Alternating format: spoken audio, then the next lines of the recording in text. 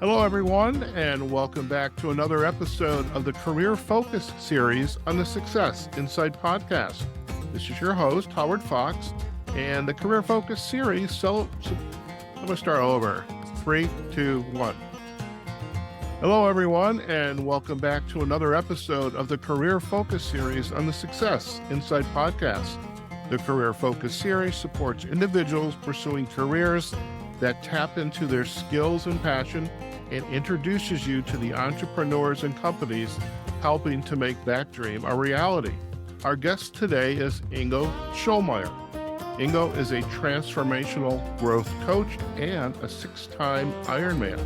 Now, 3 years ago, Ingo had everything that most people would consider to make up a successful life: a family, a well-paying job, a house, excellent fitness, and traveling the world.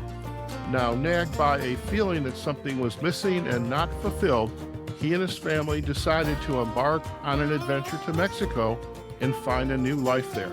Today, Ingo is building his coaching business. He and his family are living their best life, enjoying the present, and always open to new surprises. Ingo, it's a pleasure to have you on a Career Focus series on the Success Insight podcast. Welcome. Thanks for the introduction, Howard. Fantastic. Now, happy to be here. I am very excited, and I appreciate our introduction via our friends at Podmatch. For our listeners, it's a great site. If you would like to be on a podcast, or perhaps you have a podcast and you're looking for guests, and this is how I met Ingo. And what I really enjoyed about our connection was that Ingo is also a coach, and he also did something many of us think about, which is to pack our bags and go with our family and live somewhere else. So I have to ask, Ingo, how did you end up in Mexico? Well, that's a good question. I cannot really answer it right now. I mean, we decided for Mexico because we wanted to travel, and it was in the end of the pandemic, basically, and there were not so much places open just for traveling.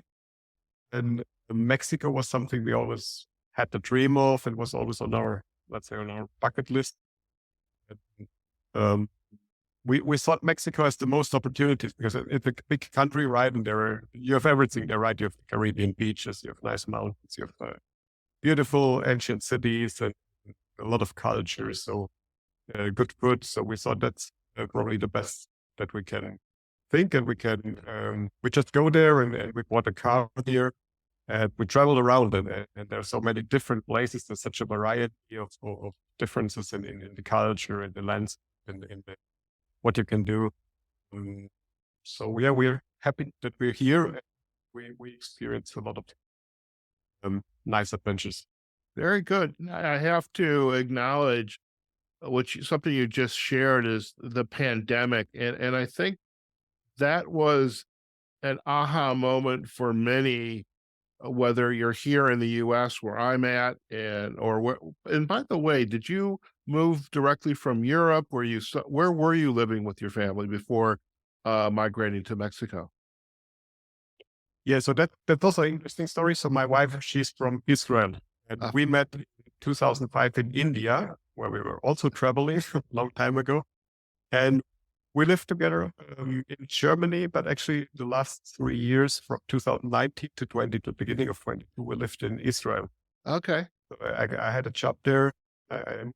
My job from Germany to Israel, and we lived there. And then, February 22, we came to Mexico.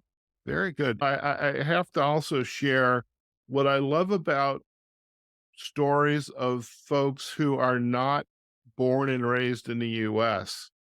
is their passport is always nearby.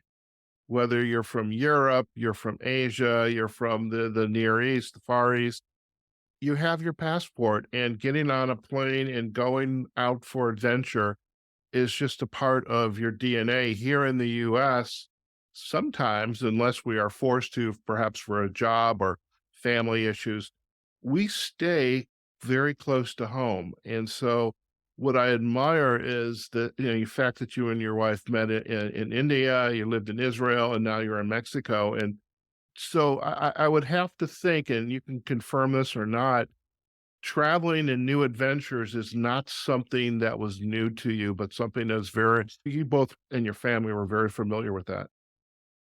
Oh yes, we were actually always traveling. I mean, and it started. I think for me, I think my generation grew up in a time. I mean, now the time's changing a little bit because it's like borders are more more closing again, and countries are getting more back to being like having a kind of protectionism, right? But when I grew up in the 80s, 90s, it was always a time of expanding borders, right? I lived in Germany. I remember my first vacation to Austria. We needed our passport, but then it started all the thing with the European Union and everything, and the shared currency. And suddenly we traveled to Spain, to Italy, to all over Europe without a passport and even having the same currency, which was always expanding. And it seemed like being more freedom. And that's why, yeah, I was always traveling with my parents, mainly then to the Alps or to Italy. And you know, we did a lot of outdoor activities, hiking, traveling, and skiing in the winter. And then I continued that when I was a student. I moved to a different city. I just started traveling with my friends or alone. I traveled through Europe, and then during my studies at the university, I went 6 months to India. So yes, we're very used to traveling. Very good. Now, can you share with our listeners a little bit about your background, a professional background, I should say? You are a transformational growth coach and also, again, a 6-time Ironman. Are both of these separate pursuits? Are they interrelated? Can you share a little bit about that? Yes, maybe they're not directly interrelated, but I think it's in the end everything is interrelated, right? And I think all our life is together, and we need to find a balance in our life for the different activities we're doing, right? So actually, from my background, I studied engineering. I was always in school. I was always good in math and physics and sciences, so it was always easy for me. And I studied also engineering, so I'm also a very logical person in a way. And I pursued also my career. So I was working 15 years in the semiconductor industry. I had also a very good job there on a director level. I was traveling a lot to the United States and also to Asia, to Korea and China, Taiwan. But I mean, professional life is not everything, right? And that's something I found out over the life. And I think I was always good in setting my goals and achieving the goals. For example, in professional life or also in my athletic career. So I decided, or I had always this goals to do Ironmans and to do other crazy endurance events. And I usually achieve my goals. But what I found out in the last years was, especially in my professional life, that achieving my goals didn't make me more happy or didn't lead me to more fulfillment, right? So I was always thinking, okay, but what's the next promotion? It will be better. Or what's the next paycheck raise? It will be better. But it didn't happen. And then I looked what's missing in my life. And that's why I came up with looking more into also other things, mainly we can call it spiritual elements now that lead to life.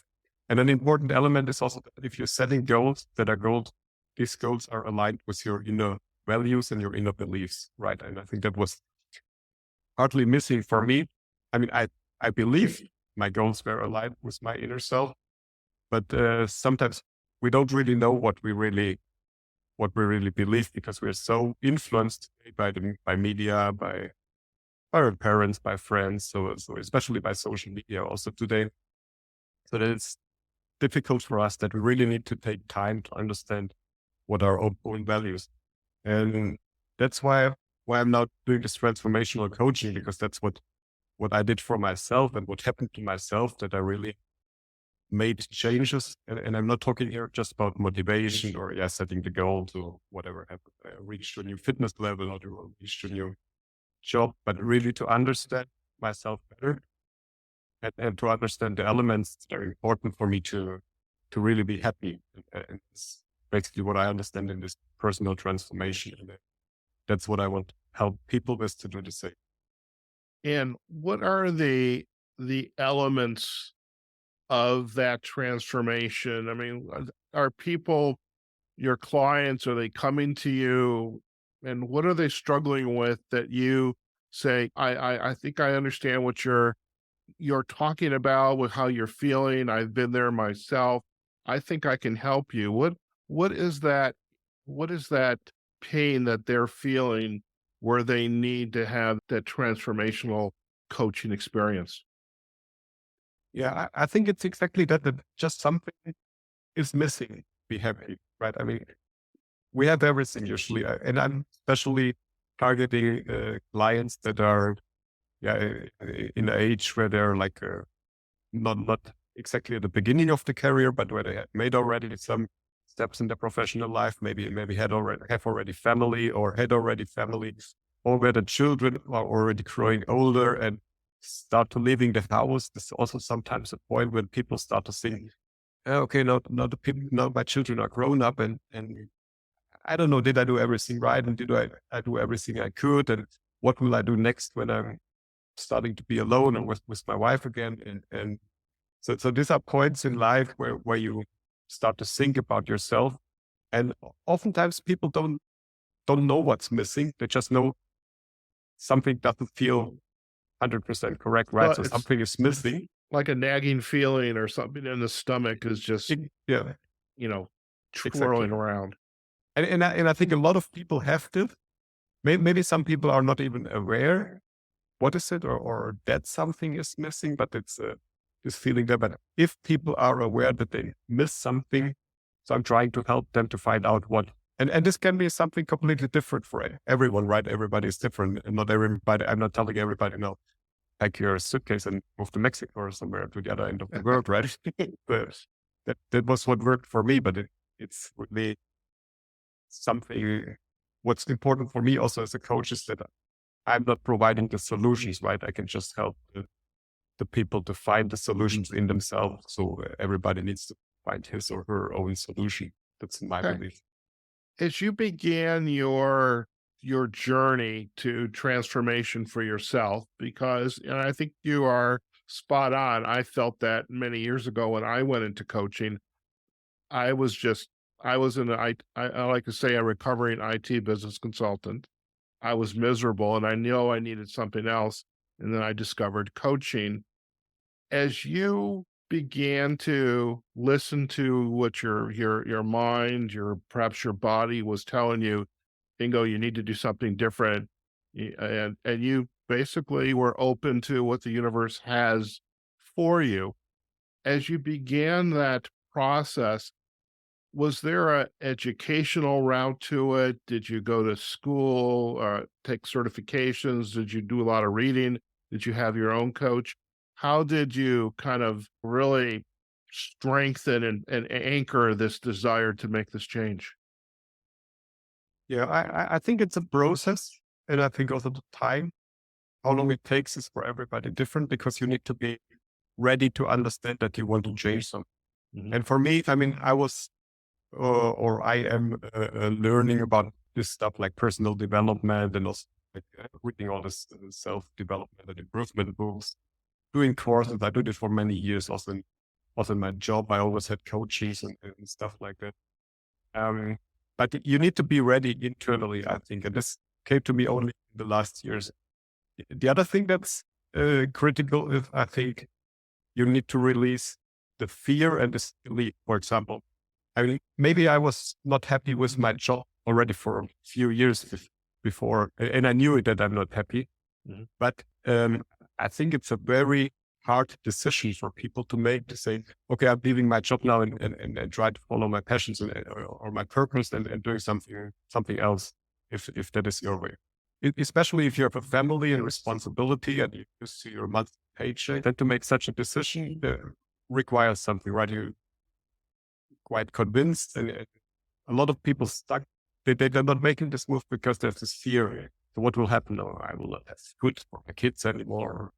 All this internal head talk that is holding us back, right? And that's something we need to work on and release. And even that I knew already a few years before that I should do something else. Mhm. I still didn't do it because I cannot leave my job. it's I need the money and stuff like that. So it took time, and maybe that was one of the good things of the pandemic. In the pandemic, I was just sitting at home in front of Zoom meetings, and I really didn't enjoy it anymore. So I just and also the kids were not happy anymore in school, right? So they were because they don't also this Zoom classes, so it also didn't work really. So we just said, okay, we'll just grind.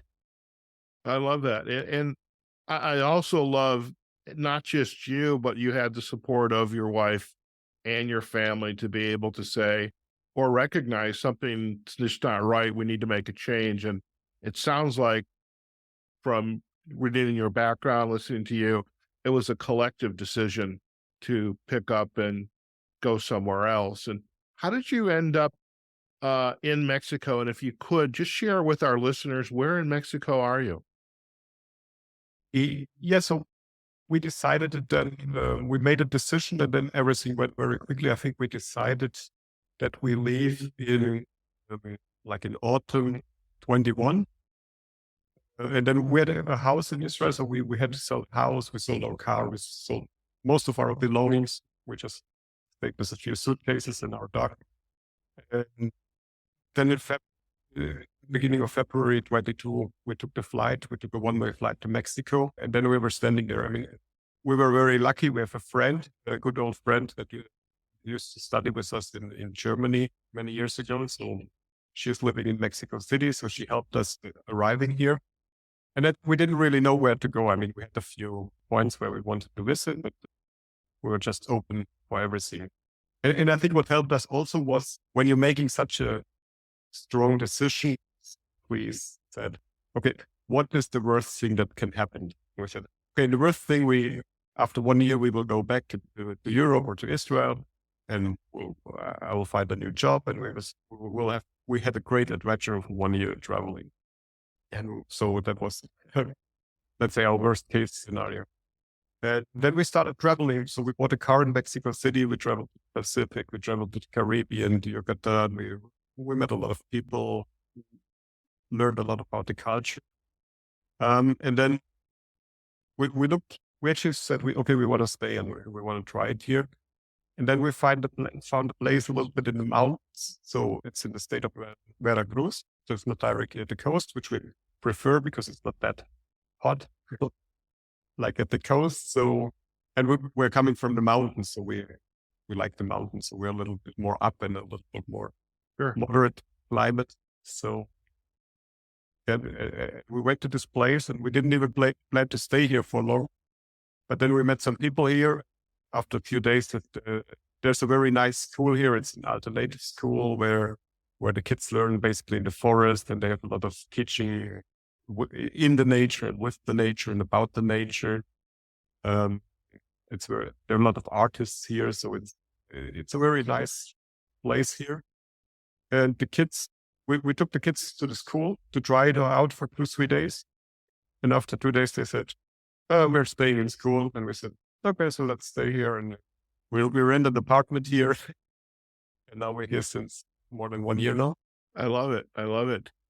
What is it like to be where you are, and you are still running a business, your coaching practice, helping folks, perhaps folks like me, other listeners,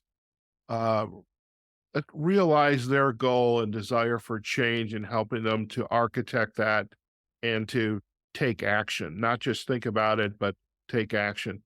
What's it like doing this work as what I would call, or my friend Jonathan Christian, who perhaps not the same story, but a very similar one, is a digital nomad? I mean, your clients are not in just this mountain town in Veracruz, but you have clients all over the world. So very much you are a digital nomad. What's that like? Yes, I would definitely consider myself as a digital nomad. And I think I think it's amazing because, I mean, what is possible today with technology, right? And probably even before the pandemic, you wouldn't think that it's possible to do all this stuff, coaching or just interviews like we're doing right now, or group sessions online. But today, I must say it works very good, and I can work from the comfort of my home. I have my own schedules. So I think it's perfect for me. What is a day like for you as a coach, as a digital nomad? Is every day different?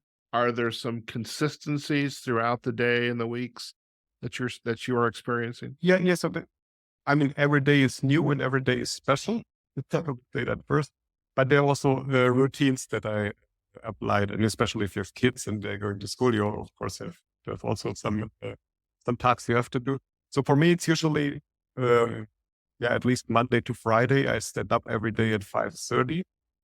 I'm starting to work on myself, so I'm doing usually like half an hour journaling where I'm writing down my thoughts, and then I do another half an hour breathing exercise and meditation. And then I usually have to prepare breakfast for the kids and wake up the kids, make them ready. Then I walk the dog. And then usually around 8:30, I will start to have my first coffee and start to work. And then it depends. And Okay. there are days that are more busy, there are days that are less busy, but we're quite flexible. Okay. I love it, and I love our conversation as I did with my friend Jonathan, because as a coach, my work, and as a podcaster, my work is very much digital. I mean, I will be sitting at my desk all day, whether it's podcasting or coaching clients, and there's this realization that I can do this anywhere. And so now you are further enticing me to perhaps explore some alternatives. Not that I don't like where I live, but that's another story. What are some of the struggles and challenges you're facing taking care of yourself, feeding yourself, so to speak, spiritually and mentally, but also knowing that you and your family, again, are nomads in a way. You have picked up, you live across the globe, and yes, you're making friends, but you are still nomads. Yeah, I mean, the challenges are just in the daily life, right? It's after all, it's a different culture, which is usually it's great, but sometimes there are also challenges like right, things are just not going always as you expect them to go. Right.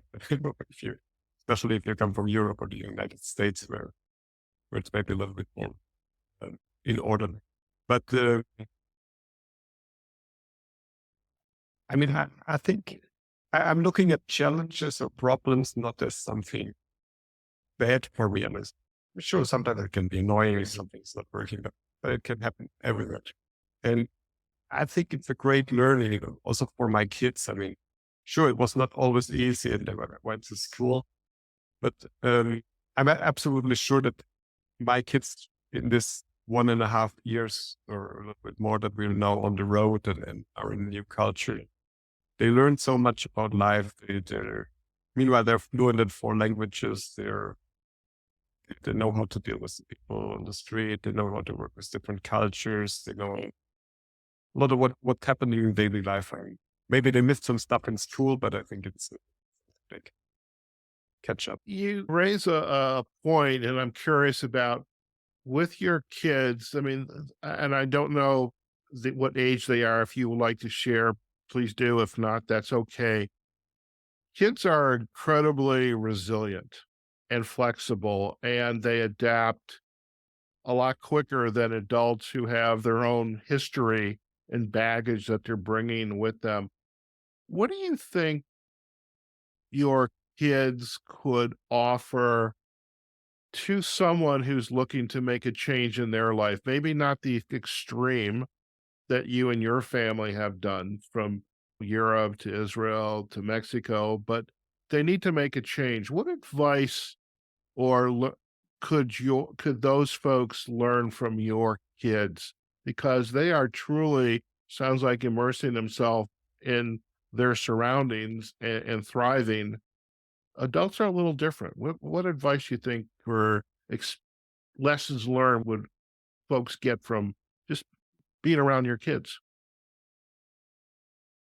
Yeah, I think the most important thing is just to be flexible. And I think that was especially important for my older son. So my kids are, by the way, they're 13 now and 11. I think we actually hit a perfect age when we left, right? They were like 10 and 12-ish. And I think this is an age where you can still do such a travel. I think when they're a little bit older, when they're teenagers and they have friends, so it will be more difficult to take them out of their environment. Minoring, we're in a way still young, so we did it. And I think especially my older son was more, well, say like me, so like German, a little bit squared, and everything need to be like the way it has to be. So I think he learned a lot about flexibility and about just being open to new situation and not to get to get angry so quickly if something is not in the way it should be. So, and I think that's the most important because things are always coming different, right? And I think that's a skill that is very, very useful to be flexible, to be open-minded and for new things, but also for different opinions and different people. Okay. I'm curious too, and you are a six-time Ironman. One question is, do your kids, does your wife share the same desire, intensity needed to perform at that level? Is that a part of their lives as well? Or, and also, is that focus and mindset, because it takes a strong focus and mindset to perform at that level, an Ironman level. Have they embraced that as well? So not really. I mean, they're not competitive. They like to do sport. They do a lot of stuff outside together, like also going hiking or swimming in the sea. But they're not that competitive. But I think sometimes they think I'm a little bit crazy, but that's okay. Uh, Now I started actually with my older son. He's very interested in that now. But going running usually with him or cycling also, swimming also sometimes. So they're getting interested in it now more and more. But we're not doing that on a competitive level right now. It's more for enjoying the nature, having fun. Okay, very good.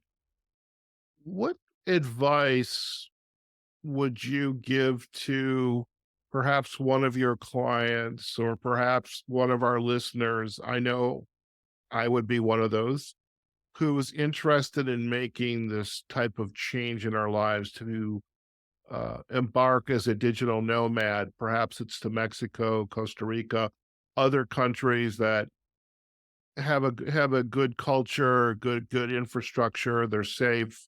There's a healthy lifestyle, a desire for conservation and stewardship of the land.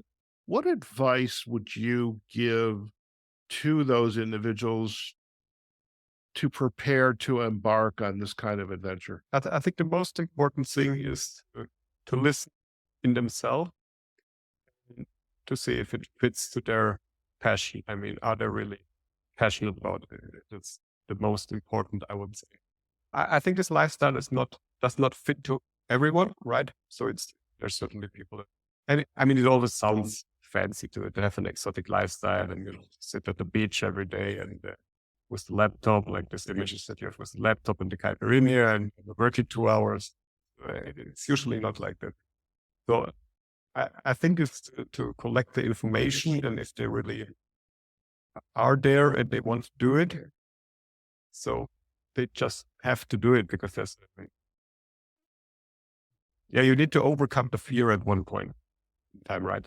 And then just do it. If you're too scared and if you're not ready for that, that's maybe not the right choice. But so you need to come to a point where you're really open to the new and where you like to explore that. And if that fits to your lifestyle, then that's a great choice.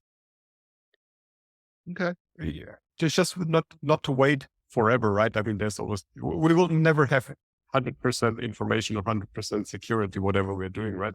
True. If it's something that you like to do, just try it out. And as I said, I mean, what's the worst thing that can happen? You can always go back and find a new job. There you go. Is there a pull perhaps just starting to raise to the surface this desire, pre-contemplation of let's explore somewhere else, or do you see yourself and family staying in Mexico for the near future? Well, for me, yes, we're staying here. So actually, we just bought a land here, and then we're just starting this week actually to construct a house here. Oh, wow. By the way, if you want to add additional room with an ensuite, just let me know. I can help Yeah. invest in that property. Oh, that's good. You can sign up. We're thinking right now if we should build like a small cabana here for our guests. I think that would be great. We could have the little here in the U.S. What do we call them? Tiny homes Hey, yeah, and something like that. Yeah. It's a cabana. cabana. Okay, I like that. I like that. That's a good idea. We'll have to chat about that. Before we head out, just one more question or two about your transformational growth coaching and your program. When folks want to learn more about you and your work, are they going to visit? What's the best way for them to get to know you and learn more about the work and the services that you provide? So right now I'm most active on Twitter, where I share like almost daily my thoughts and different articles. So they can visit my Twitter profile. I also have a website where I provide a weekly newsletter. And people can then also sign up for it. If they're more interested, there's also a link to book like a half an hour free coaching call. I think it's important before you start coaching, right, to see if there's a fit, because it's a lot about personality and like how you resonate with each other. So if there's chemistry between each other. So I think that's one important factor for coaching. So yeah, if people are interested, I'm happy to chat with them and they can look it up. Very good. And we will definitely provide the backlinks to the website and to your Twitter site as well. Before we head out, any what I would call an aha moment that you would like to share with our listeners about your work and about this new lifestyle of coaching and being a digital nomad? Uh, what aha moment have you experienced through this change for you and your family and the work that you're doing? The aha moment for me was this was because I changed my career from like let's say a technical engineering management career to a coaching career. Is that it's really, I mean, I really enjoy to help people and see to make when people make the switch. Like just lately, last week or so, I had a client and she was really, she's stuck in her fears, and she was stuck in a similar situation where she's like 50 and not so happy with her job. And I coached her through this. When you see that suddenly they can change their viewpoint, something completely different, because right, there's always, I mean, there's not the truth, right? I mean, maybe there's a truth, but that's also our way on looking on the truth and our conclusions, our judgments about the truth. But if you suddenly see how quickly you can make people switch and see it just from the other side, and that it then the whole situation looks completely different. That's something I always have these aha moments when you just, that's why I think it's very important to be flexible and change our points of view and not just see everything from one direction. Very good. I love that. I love that. And finally, any final insight to go for our listeners? It could be a book, a quote, just life experience that you'd like to share. Well, there's a saying that I like. Let's see if I get it. It's like a saying. Please give me the ability to change what we can change, and the wisdom um, to accept the things we cannot change, and give me the wisdom to distinguish between the two of them. Right. So if there's something we can change, we should change that. If there's something that's just not in our hands, we need to accept it, and we should know which one is each of them. Right? So Very good. And I will share. Uh, I think I've heard that quote before. Now I'm going to go off and search for it. So thank you very much for that, Ingo. I appreciate that. It's been a pleasure to have you on the Career Focus series on the Success Inside podcast.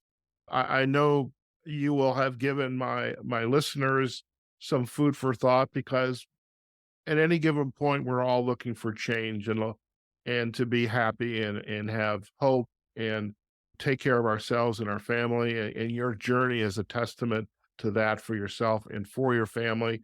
And I'm also, you can't have me thinking about this digital nomad lifestyle and waking up in the mountains or overlooking a nice body of water. That's not a bad thing to do. You just got to find out the best place for it. But Absolutely. Yeah. appreciate your time. And again, look forward to sharing this episode with our listeners. And we wish you and your family much happiness and success. Thank you so much. Thank you, Howard, for the invitation. I Very enjoyed the conversation a lot. Thank you. excellent. Listen, stay in the line. We'll do a quick chat, but first we're going to do a quick close. Okay. All right, folks. We have just been chatting with Ingo Schulmeyer, transformational growth coach and six-time Ironman. This whole digital nomad lifestyle, and just it's one thing just to know that we can do our work from anywhere in the world. What I love about Ingo's story with he and his family is, like a lot of folks, the pandemic was our own personal aha moment of things. We need things different in our lives for ourselves, for our family. And collectively, they picked up and moved from Israel to Mexico. And Ingo, in his work, helping others who perhaps are struggling in their day-to-day work, and perhaps maybe there's uncertainty, perhaps there's fear, perhaps they don't know how they feel, but they know something's just not right. And through his work, he is helping to perhaps raise awareness and transformation that people, can have more control out of their lives and be happy, and really take that first step, whatever that step might be, to have a life that they will truly enjoy and be happy with. Now, if you would like to learn more about Ingo and his work, we're going to provide a link back to his website, The Small Reset, and we'll also have a link back to his Twitter site. He does have a newsletter, which you can sign up for on the website. And of course, on Twitter, you can keep up with his adventures there. As for us, you can find this episode on the Success Inside podcast website. We have this organized under the Career Focus series. And you can also find us on LinkedIn and Facebook on our Success Inside pages. The episode will also be shared out to YouTube. And of course, you can find this episode on any of the podcast directories. Just search for Success Inside Podcast. Okay, folks, wherever you are, whatever you're doing, go out there, have a phenomenal day, phenomenal week. We are rapidly heading into the holiday season, so do take care of yourselves, your family, embrace your community, and do good work. And we look forward to having you on a future episode of the Success Inside Podcast. Take care now.